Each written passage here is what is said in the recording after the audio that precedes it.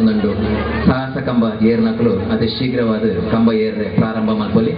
ಸಭಾ ಕಾರ್ಯಕ್ರಮ ಮುಕ್ತಾಯ ಇರೋದು. ಇವತ್ತು ಸನಾತನ ಧರ್ಮದ ಹಿಂದೂಗಳಾದ ನಮಗೆಲ್ಲರಿಗೂ ಕೂಡ ಅತ್ಯಂತ ಪರಮ ಪವಿತ್ರವಾಗಿರ್ತಕ್ಕಂತಹ ಒಂದು ದಿನ. ಯಾಕೆ ಅಂತ ಕೇಳಿದ್ರೆ, ತ್ರೇತಾಯುಗದಲ್ಲಿ ಈ ಭೂಮಿಯಲ್ಲಿ ಧರ್ಮ ನಾಶವಾಗಿ ಅಧರ್ಮದ ತಾಂಡವ ಆಗ್ತಾ ಇರುವಂತಹ ಈ ಭೂಮಿಯಲ್ಲಿ ಶ್ರೀಮನ್ನಾರಾಯಣನ ಅವತಾರ ಆಯಿತು. ಪ್ರಭು ಶ್ರೀರಾಮಚಂದ್ರನ ಅವತಾರ ಈ ಭೂಮಿಯಲ್ಲಿ ಆಗಿ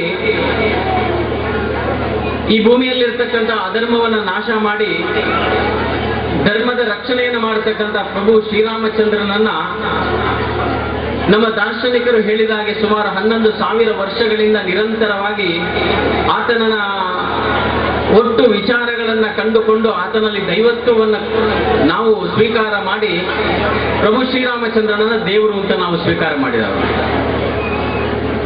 ನಂತರ ಸ್ಥಾಪನೆ ಆಗಿರ್ತಕ್ಕಂತಹ ಧರ್ಮ, ರಕ್ಷಣೆ ಆಗಿರ್ತಕ್ಕಂತಹ ಧರ್ಮ ದ್ವಾಪರ ಯುಗಕ್ಕೆ ಬಂದಾಗ ಅಲ್ಲೂ ಕೂಡ ಕಂಸನಂತಹ ದುಷ್ಟ ರಾಕ್ಷಸನ ಕೈಯಲ್ಲಿ ನಲುಗಿ ಅಧರ್ಮದ ತಾಂಡವವನ್ನು ಆಡ್ತಾ ಇರ್ತಕ್ಕಂಥ ಸಂದರ್ಭದಲ್ಲಿ ಶ್ರೀಮನ್ನಾರಾಯಣನ ಇನ್ನೊಂದು ಸಲ ಈ ಭೂಮಿಗೆ ಅವತಾರ ಶ್ರೀಕೃಷ್ಣ ಪರಮಾತ್ಮನ ಮುಖಾಂತರ ಆಯಿತು. ಅದಕ್ಕೋಸ್ಕರ ಯಾವ ರೀತಿಯಾಗಿ ತ್ರೇತಾಯುಗದಲ್ಲಿ ಪ್ರಭು ಶ್ರೀರಾಮಚಂದ್ರ, ದ್ವಾಪರ ಯುಗದಲ್ಲಿ ಶ್ರೀಕೃಷ್ಣ ಪರಮಾತ್ಮ ಶ್ರೀಮನ್ನಾರಾಯಣನ ಅವತಾರವನ್ನ ಎತ್ತಿ ಆಗಾಗ ಈ ಭೂಮಿ ಮೇಲೆ ಜನ್ಮವನ್ನ ಅವತಾರವನ್ನ ಪಡೀತಾರೆ.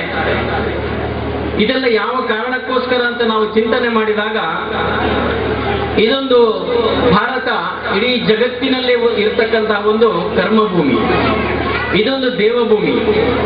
ಇದು ಇಡೀ ಜಗತ್ತಿಗೆ ಒಂದು ಗುರುವಿನ ಸ್ಥಾನವನ್ನ ತುಂಬಬಲ್ತಕ್ಕಂಥ ಈ ದೇಶ ಭಾರತ.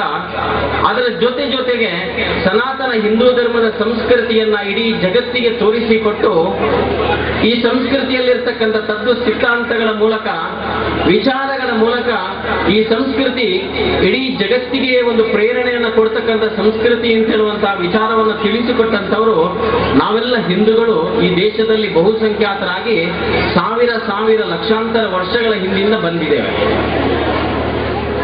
ನಾನು ಈಗಾಗಲೇ ಹೇಳಿದ ಹಾಗೆ ಧರ್ಮ ಮತ್ತು ಅಧರ್ಮ ಅಂತ ಹೇಳಿ ತ್ರೇತಾಯುಗಕ್ಕೆ ಹೋದ್ರೆ ಧರ್ಮ ಎಲ್ಲಿತ್ತು, ಅಧರ್ಮ ಎಲ್ಲಿತ್ತು ಅಂತ ನಾವು ಒಂದ್ಸಲ ಅವಲೋಕನ ಮಾಡಿದ್ರೆ, ಧರ್ಮ ಅಯೋಧ್ಯ ನಗರಿಯ ದಶರಥನ ಆಸ್ಥಾನದಲ್ಲಿ ಪ್ರಭು ಶ್ರೀರಾಮಚಂದ್ರನ ಪಾದದ ಅಡಿಯಲ್ಲಿ ಧರ್ಮ ನೆಲೆಯಾಗಿತ್ತು.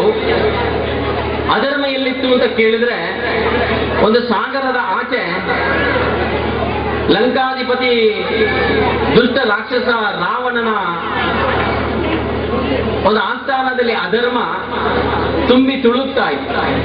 ಅಂದ್ರೆ ಧರ್ಮ ಮತ್ತು ಅಧರ್ಮಗಳ ಅಂತರ ಒಂದು ಸಾಗರದ ಆಚೆ ಇರ್ತಕ್ಕಂಥ ಅಷ್ಟೊಂದು ಅಂತರವನ್ನು ಕಾಯ್ದುಕೊಂಡಿತ್ತು ಧರ್ಮ ಮತ್ತು ಅಧರ್ಮ ತ್ರೇತಾಯುಗದಲ್ಲಿ. ನಮಗೆಲ್ಲರಿಗೂ ಗೊತ್ತಿದ್ದ ಹಾಗೆ ಪ್ರಭು ಶ್ರೀರಾಮಚಂದ್ರನ ಒಂದು ಪ್ರೇರಣೆಯಿಂದ ಲಂಕಾಧಿಪತಿ ರಾವಣನ ಸಂಹಾರ ಆಗಿ ತ್ರೇತಾಯುಗದಲ್ಲಿ ಧರ್ಮದ ಸ್ಥಾಪನೆ ಆಯಿತು. ಆ ನಂತರ ಬಂದಿರತಕ್ಕಂಥ ಶ್ರೀಕೃಷ್ಣ ಪರಮಾತ್ಮನ ದ್ವಾಪರ ಯುಗದಲ್ಲಿ ಧರ್ಮ ಮತ್ತು ಅಧರ್ಮ ಎಲ್ಲಿ ಬಂತು ಅಂತ ಕೇಳಿದ್ರೆ, ಸಾಗರದ ಆಚೆ ಇರ್ತಕ್ಕಂಥ ಅಧರ್ಮ ಮತ್ತು ಅಯೋಧ್ಯೆಯಲ್ಲಿ ಇರ್ತಕ್ಕಂತಹ ಧರ್ಮ ಅದು ಒಂದೇ ಮನೆಯಲ್ಲಿ ದಾಯಾದಿಗಳ ಮಧ್ಯ, ಅಂದ್ರೆ ಪಾಂಡವರು ಮತ್ತು ಕೌರವರ ಮಧ್ಯೆ ಧರ್ಮ ಮತ್ತು ಅಧರ್ಮಗಳು ನೆಲೆಯಾಯಿತು. ಅಂದ್ರೆ ಕೇವಲ ಒಂದು ಯುಗವನ್ನ ತಲುಪಿರ್ತಕ್ಕಂತಹ ಈ ಭೂಮಿ, ಅಷ್ಟು ದೂರದಲ್ಲಿರ್ತಕ್ಕಂಥ ಅಧರ್ಮ ಒಂದು ಮನೆಗೆ ಬಂದು ಸೇರಿತು. ಅದನ್ನು ಕೂಡ ಪ್ರಭು ಶ್ರೀಕೃಷ್ಣ ಪರಮಾತ್ಮ ಕೌರವರನ್ನ ನಾಶ ಮಾಡುವ ಮೂಲಕ, ಕಂಸನಂತಹ ದುಷ್ಟ ರಾಕ್ಷಸನನ್ನ ನಾಶ ಮಾಡ್ತಕ್ಕಂಥ ಮೂಲಕ ಅಧರ್ಮವನ್ನ ನಾಶ ಮಾಡಿ ಧರ್ಮವನ್ನ ಸ್ಥಾಪನೆ ಮಾಡಿ ಪಾಂಡವರನ್ನ ಧರ್ಮಿಗಳಾಗಿ ಈ ಭೂಮಿಯಲ್ಲಿ ಸ್ಥಾಪನೆ ಮಾಡಿ ಶ್ರೀಕೃಷ್ಣ ಪರಮಾತ್ಮನಾದ. ಇದೆಲ್ಲವನ್ನ ಕಳೆದು ಬಂದಿರತಕ್ಕಂಥ ಕಲಿಯುಗದಲ್ಲಿ ನಮಗೆ ಒಂದು ಆಶ್ಚರ್ಯ ಆಗ್ತದೆ. ಹಾಗಾದ್ರೆ ತ್ರೇತಾಯುಗದಲ್ಲಿರ್ತಕ್ಕಂಥ ಧರ್ಮ ಅಧರ್ಮ ದ್ವಾಪರ ಯುಗದಲ್ಲಿ ಒಂದು ಮನೆಗೆ ಬಂದಿರಬೇಕಾದ್ರೆ ಕಲಿಯುಗದಲ್ಲಿ ಎಲ್ಲಿ ಇದೆ ಅಂತ ಕೇಳಿದ್ರೆ ಆ ಧರ್ಮ ಅಧರ್ಮ ಎಲ್ಲವೂ ನಮ್ಮ ಒಳಗೆ ಅಧರ್ಮಗಳು ಸ್ಥಾಪನೆ ಆಗಿದೆ. ಒಬ್ಬ ಮನುಷ್ಯನಲ್ಲಿ ಆ ಅಧರ್ಮಗಳು ಎಲ್ಲರೂ ಐಕ್ಯವಾಗಿರುವಂತಹದ್ದು ಈ ಕಲಿಯುಗದಲ್ಲಿ ಕಾಣ್ತಾ ಇದೆ.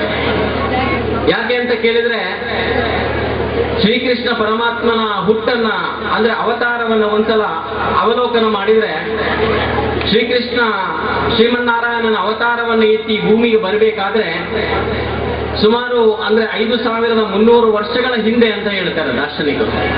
ಆ 5300 ವರ್ಷಗಳ ಹಿಂದೆ ಒಬ್ಬ ದೇವರು ಈ ಭೂಮಿಗೆ ಬರಬೇಕಾದ್ರೆ ಅವನು ಪಟ್ಟಂತಹ ಕಷ್ಟ, ವಸುದೇವ ದೇವಕಿಯ 8ನೇ ಸುಪುತ್ರನಾಗಿ ಅವನು ಈ ಬಂದೀಖಾನೆಯಲ್ಲಿ ಜನ್ಮವನ್ನ ತಳಿಬೇಕಾದ್ರೆ ತನ್ನ ಮುಂದೆ ದೇವಕಿಯ ಹೊಟ್ಟೆಯೊಳಗಿರ್ತಕ್ಕಂಥ ಗರ್ಭ 7 ಗರ್ಭವನ್ನ ಕಂಸ ನಾಶ ಮಾಡಿ 8ನೇ ಗರ್ಭದ ಮೂಲಕ ಶ್ರೀಕೃಷ್ಣನ ಜನನ ಆಗದನ್ನ ಒಂದು ಕೇಳಿ ನಾವು ಕಥೆಯ ಮೂಲಕ ಕೇಳುವಾಗ ಆ ಕಾಲ ಅಂದ್ರೆ 5300 ವರ್ಷಗಳ ಕಾಲ ಕೂಡ ಹಿಂದಿನ ಕಾಲ ಕೂಡ ದೇವರಿಗೆ ಅಷ್ಟೊಂದು ಕಷ್ಟವಾಗಿದ್ದಂತಹ ಕಾಲ. ಹಾಗಾದ್ರೆ ಆ ಕಾಲದಲ್ಲೂ ಕೂಡ ರಾಕ್ಷಸರಿದ್ರು, ಆ ಕಾಲದಲ್ಲೂ ಕೂಡ ಅಧರ್ಮಗಳಿತ್ತು. ಧರ್ಮವನ್ನ ನಾಶ ಮಾಡ್ತಕ್ಕಂಥ ಒಂದು ವ್ಯವಸ್ಥೆಗಳಿತ್ತು. ಇದೆಲ್ಲವೂ ನಿತ್ಯ ನಿರಂತರವಾಗಿ ಇತ್ತು. ಅದನ್ನ ಆಯಾಯ ಕಾಲಘಟ್ಟದಲ್ಲಿ ಬಂದಿರತಕ್ಕಂಥ ಅವತಾರ ಪುರುಷರು ಅಧರ್ಮವನ್ನ ನಾಶ ಮಾಡಿ ನಮಗೆ ಧರ್ಮವನ್ನ ಸ್ಥಾಪನೆ ಮಾಡಿ ಧರ್ಮದ ರಕ್ಷಣೆಯನ್ನ ಮಾಡಿ ನಮಗೆ ಕೊಟ್ಟಿದ್ದಾರೆ. ಅದಕ್ಕೋಸ್ಕರ ಭಗವದ್ಗೀತೆಯಲ್ಲಿ ಹೇಳ್ತದೆ ಧರ್ಮೋ ರಕ್ಷತಿ ರಕ್ಷಿತಃ ಅಂತ. ಅಂದ್ರೆ ಧರ್ಮವನ್ನ ಯಾರು ರಕ್ಷಣೆ ಮಾಡ್ತಾನೆ ಅವನನ್ನ ಧರ್ಮ ರಕ್ಷಣೆ ಮಾಡುತ್ತೆ ಅಂತ. ಅದಕ್ಕೋಸ್ಕರ ಧರ್ಮವನ್ನ ಸ್ಥಾಪನೆ ಮಾಡಬೇಕು ಅಂತ ಇಲ್ಲ, ಧರ್ಮ ಯಾವತ್ತೂ ಸ್ಥಾಪನೆ ಆಗಿದೆ. ಅದು ಯಾವ ಮೂಲಕ ಆಗಿದೆ ಅಂತ ಈ ಜಗತ್ತಿನಲ್ಲಿ ಒಂದ್ಸಲ ನೋಡಿದ್ರೆ ಈ ಜಗತ್ತಿನಲ್ಲಿರ್ತಕ್ಕಂಥ ಅನೇಕ ಮತಗಳು, ಅದು ಇಸ್ಲಾಂ ಮತ ಇರಬಹುದು, ಕ್ರೈಸ್ತ ಮತ ಇರಬಹುದು, ಜೈನಿಸಂ ಇರಬಹುದು, ಬುದ್ಧಿಸಂ ಇರಬಹುದು, ಮಾರ್ಕ್ಸಿಸಂ ಇರಬಹುದು, ಇದೆಲ್ಲವೂ ಕೂಡ ಈ ಭೂಮಿಯಲ್ಲಿ ಇರ್ತಕ್ಕಂಥ ಮತಗಳು. ಅದರ ಜೊತೆಗೆ ಇಡೀ ಜಗತ್ತಿನಲ್ಲಿ ಒಂದ್ಸಲ ನೋಡಿದ್ರೆ ಕೇವಲ ಈ ಭಾರತ ಭೂಮಿ